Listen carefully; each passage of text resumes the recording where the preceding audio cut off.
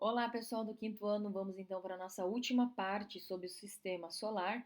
E agora nós vamos falar aí sobre as missões a Marte e depois de algumas características relacionadas aí a crateras, né? Primeiramente, com relação às missões a Marte, o planeta Marte, né, que pode ser visto da Terra, então olha que bacana, a gente consegue enxergar ele aqui da Terra, possui cor, né, olha lá, uma cor puxada para o vermelho, e por isso também é conhecido como planeta vermelho, já que a sua cor tem esse aspecto avermelhado ou avermelhada. Marte ele é alvo, então, de grande interesse por parte dos cientistas. E desde o século passado, lá de 1970, várias missões não tripuladas, ou seja, que não têm seres vivos, foram enviadas aí para investigar o planeta vermelho. E aí a gente tem uma característica, agora uma curiosidade, que há mais de 40 anos, vamos dizer assim, né, a gente vem tentando entender um pouquinho mais sobre Marte. E em meados do ano 2003, a NASA então enviou ao planeta vermelho dois robôs idênticos, um chamado Espírito, né, na tradução do inglês, e o outro então Oportunidade, cujo objetivo era justamente explorar a superfície então, né, desse solo, né, desse planeta, ou seja, solo marciano, e coletar material para estudos. Então, olha só, nessa missão foram encontrados sinais de que houve água em Marte muito tempo atrás. O robô Espírito, né, encerrou então a missão em solo marciano no ano de 2011 e o robô Oportunidade parou de se comunicar com a Terra em 2018, após a ocorrência de uma tempestade de poeira em Marte. Então a gente teve então aí, ó, por alguns anos esta comunicação e esse registro de informações. Acredita-se que há bilhões, né, de anos Marte tinha rios, lagos e mares, além de uma atmosfera, tá, que mantinha o planeta aquecido, né? Olha só que bacana. Só que essas condições podem ter permitido a existência de vida microscópica, tá? Então essa característica pode sim, a gente está tentando entender qual que é a forma de vida que tem lá, né? O que teve. Marte é hoje um planeta frio, então ele teve uma mudança, né? Ele é frio, ele é seco, com uma fina camada, né, de atmosfera composta por gases como gás carbônico e nitrogênio, tá?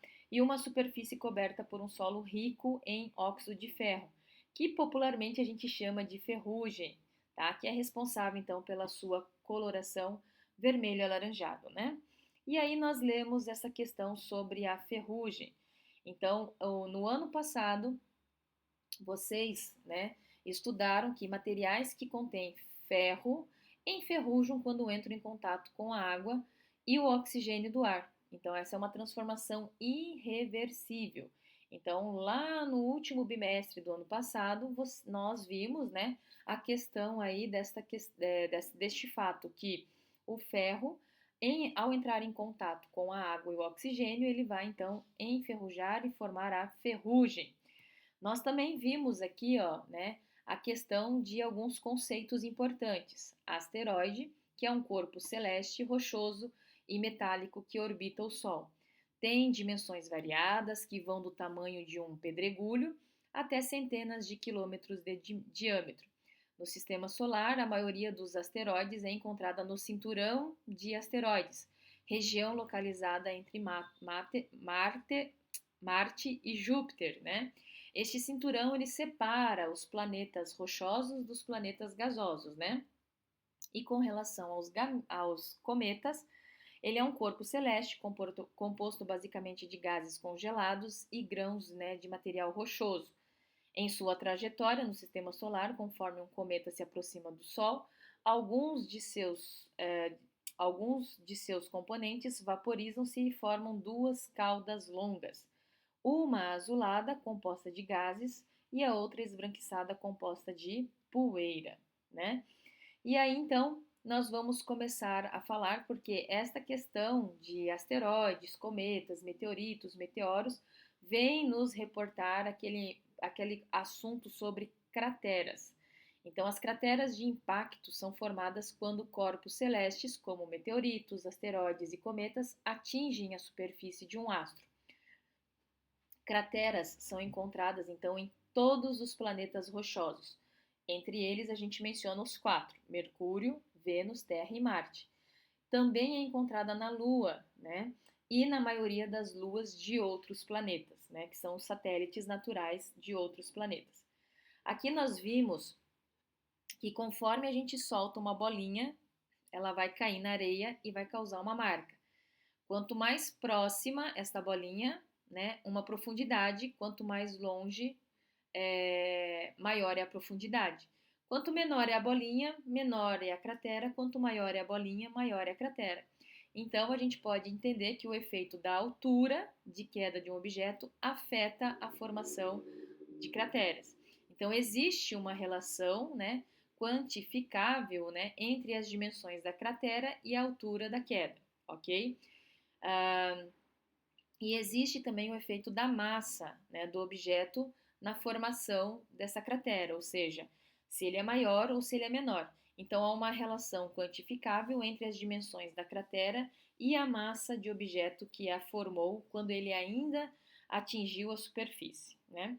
E aí, mais para frente, nós lemos sobre as crateras de impacto, são formadas pela transferência de energia de um objeto em movimento, ou seja, fragmento de matéria, para um corpo celeste, planeta ou satélite natural ou até mesmo um asteroide.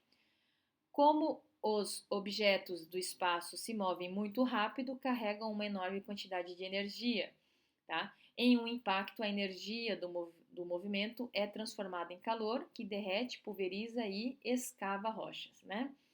E aí, para finalizar, o material de vocês traz algumas indicações de vídeos, de leituras, de sites, de aplicativos que são aí, é, que estão de acordo com este conteúdo. Né? Nós temos o vídeo Manual do Mundo, o Sistema Solar não é como você imagina, site da NASA, né? Construa a própria nave espacial, e um aplicativo aí chamado Codificador Hover, né? Então, são curiosidades que vocês têm total liberdade de, né, de ir atrás e verificar, ok? Pessoal, o que eu queria falar era isso, vou ficar por aqui e aguardo vocês numa próxima oportunidade. Tchau, tchau!